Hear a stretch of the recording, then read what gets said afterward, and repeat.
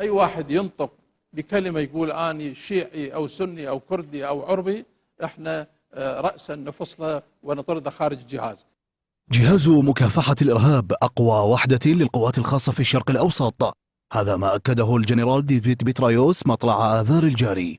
وكان تقرير أمريكي قد وضع الجهاز في الترتيب 12 على مستوى العالم، والأول على مستوى المنطقة العربية والشرق الأوسط. في أواخر العام 2003 أعلن عن تشكيل لواء العمليات الخاصة، أو ما سميت بالفرقة الذهبية، بإشراف قوات التحالف. وفي أبريل من العام 2004 نشر مدير مكتب لوس أنجلوس تايمز ومراسلها في العراق توني بيري تقريرا ميدانيا يصف سوء أوضاع القوات العراقية الناشئة آنذاك، ويتحدث عن مجموعة عسكرية واحدة صمدت في معركة الفلوجة.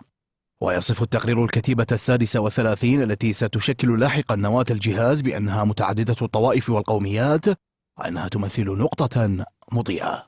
في العام 2007 تم تشكيل جهاز مكافحة الإرهاب، والذي ضم لواء العمليات الخاصة آنف الذكر وغيره من تشكيلات الجهاز.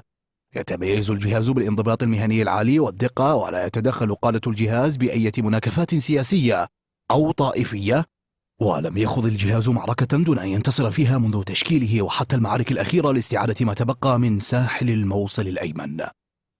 رئيس جهاز مكافحة الإرهاب هو الفريق أول ركن طالب شغات الكناني، من مواليد محافظة ميسان، درس في الاتحاد السوفيتي وجمهورية مصر العربية، ويقود الجهاز منذ تشكيله عام 2007.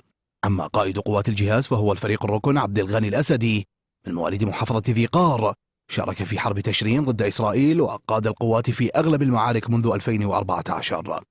ويقود عمليات الجهاز الفريق الركن عبد الوهاب الساعدي، ويشغل منصب نائب قائد القوات الفريق الركن عبد الغني الأسدي، وهو من مواليد محافظة ميسان ويسكن العاصمة بغداد. درس في محافظة نينوى.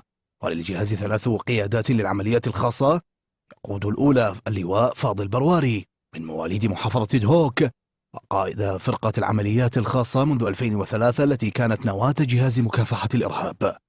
بينما يقود العمليات الخاصة الثانية لواء الركن معن السعدي، من مواليد محافظة بغداد. ويقود العمليات الخاصة الثالثة لواء الركن سامي العارضي، من مواليد محافظة القادسية. في آب الماضي أقر البرلمان قانونا لجهاز مكافحة الإرهاب تتوسع بموجبه مهام الجهاز لتشمل التحقيق ومراقبة الاتصالات وتبادل المعلومات مع الأجهزة النظيرة في الدول العربية والأجنبية. وبحسب القانون فإن الجهاز ينسق مهاما دبلوماسية مع وزارة الخارجية لكسب تعاون الدول المجاورة، ويمارس رئيس الجهاز صلاحيات وزير، ويرتبط بالقائد العام للقوات المسلحة بشكل مباشر.